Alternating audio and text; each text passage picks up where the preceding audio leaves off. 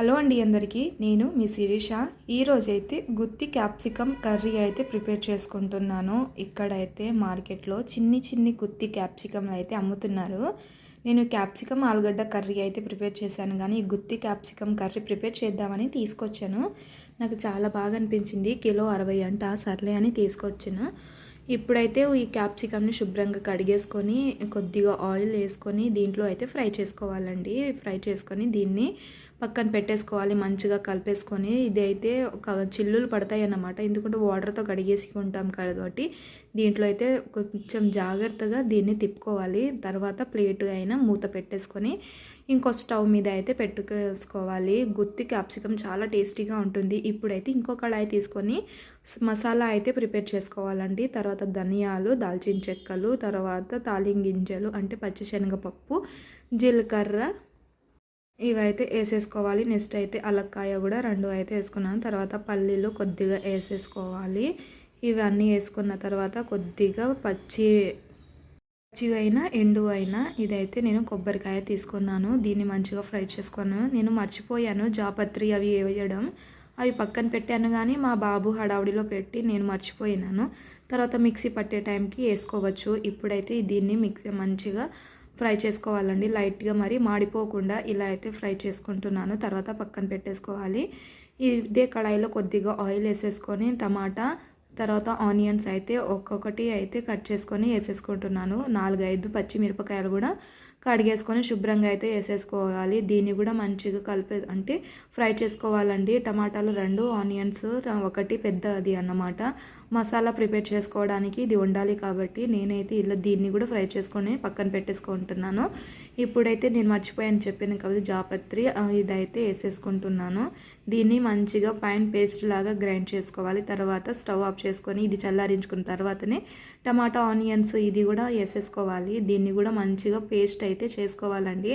మనం మసాలా అయితే ప్రిపేర్ చేసుకోవాలి కాబట్టి ఇది మంచిగా నేనైతే ఇలా ప్రిపేర్ చేసుకుంటున్నాను. తర్వాత ఎల్లుల్లి కూడా అడ్జస్ట్ చేసుకోవాలి. దీంట్లో ఎల్లుల్లి వేసిన తర్వాత ఇలా అయితే మిక్సీ అయితే పట్టేసుకోవాలి. ఇప్పుడైతే ఇంకో కడాయి తీసుకున్న తర్వాత దీన్ని అయితే మంచిగా ఏడవ్వాలన్నమాట. తర్వాత కొద్దిగా ఆయిల్ వేయాలండి.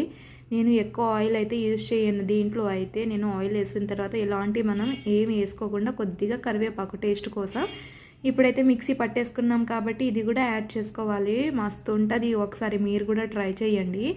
ఇప్పుడైతే దీన్ని మంచిగా కలిపేసుకోవాలి. తర్వాత అంటే ఫ్రై చేసుకోవాలండి. ఫ్రై చేసుకున్న తర్వాత దీంట్లో పసుపు, కారం అనేది అడ్జస్ట్ చేసుకోవాలి. నేను కొద్దిగా వాటర్ అయితే వేసుకున్నాను, ఎందుకంటే కింద మాడిపోతుంది కాబట్టి. కొద్దిగా మనం మిక్సీ పట్టేసుకున్నాం కాబట్టి దాంట్లోనే కొద్దిగా వాటర్ వేసుకొని దీంట్లో అయితే పెట్టేసుకోవాలండి. లైట్గా వాటర్ వేసుకున్న తర్వాత ఇది కొద్దిగా దగ్గర పడేటప్పుడు పసుపు, కారం అనేది యాడ్ చేసుకోవాలి. దీంట్లో అయితే గుత్తి క్యాప్సికము చిన్నోళ్ళ దాకా పెద్దోళ్ళు తినొచ్చు, ఎందుకంటే నేను కారం స్పైసీగా ఏం వండట్లేదు.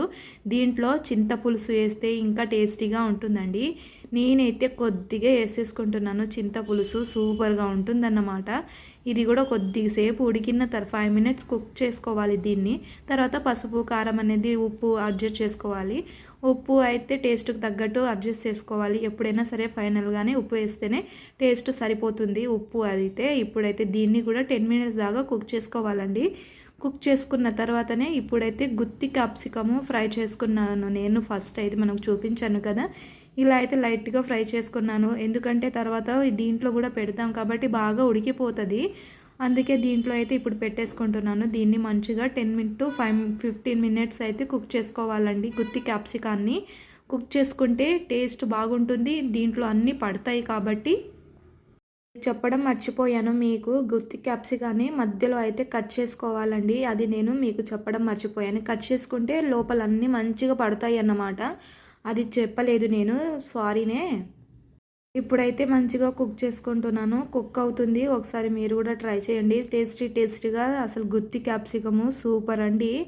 ఇలా అయితే రెడీ అయిపోయింది. మా ఆయన కూడా తినేసాడన్నమాట. నాకు క్యాప్సికమ్ అంటే చాలా ఇష్టము. అది స్మెల్ అయినా అది నూడిల్స్లో అవి తింటాం కదా, సూపర్గా అనిపిస్తుంది కదా క్యాప్సికము. నేను బెంగళూరులో ఉన్నప్పుడు సూపర్గా తినేదాన్ని, ఎక్కువ ఇష్టం అన్నమాట.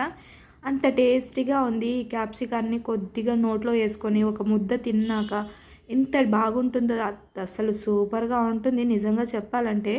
నా ఛానల్ని మీరు కొత్తగా చూస్తే మాత్రం సబ్స్క్రైబ్ చేసుకోండి ప్లీజ్ అబ్బా. నా ఛానల్ని మీరు సపోర్ట్ చేస్తారని అనుకుంటున్నారు. ఇలాంటి కొత్త వీడియోస్ అయితే ఇంకొస్తాయి.